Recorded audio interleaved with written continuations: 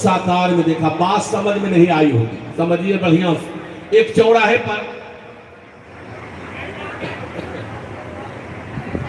चौराहे पर चार सूरदास जी बैठे थे। चारों विचार कर रहा था, हाथी ऐसा होता है, हाथी वैसा होता है। संजोग बढ़िया था कि हाथी वाला हाथी लेकर आ रहा था। ए बाबा सूरदास, क्या बात?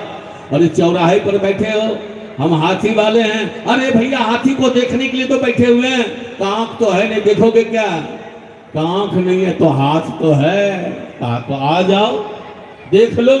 किसी ने हाथी के टांग को पकड़ा, चरण को पकड़ा, किसी ने पूंछ को पकड़ा, किसी ने कान को पकड़ा और किसी ने हाथी के शरीर को पकड़ा।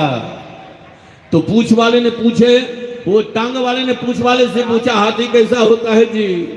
कहा हाथी घर के रस्सी जैसा होता है जी।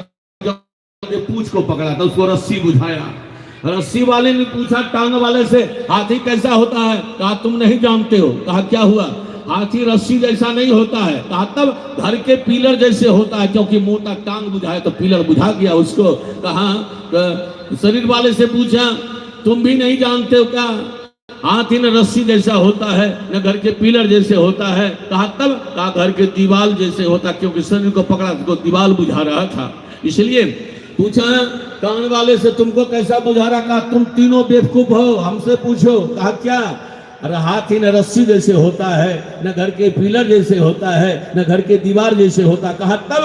कहा घर के सूप जैसे होता, क्योंकि कान को पकड़ा था। उन्होंने वैसा कहा। सज्जनों, जिनको जैसा अनुभव हुआ उन्होंने उसको भगवान को वैसा कह दिया। बोले शंकर भगवान की जय।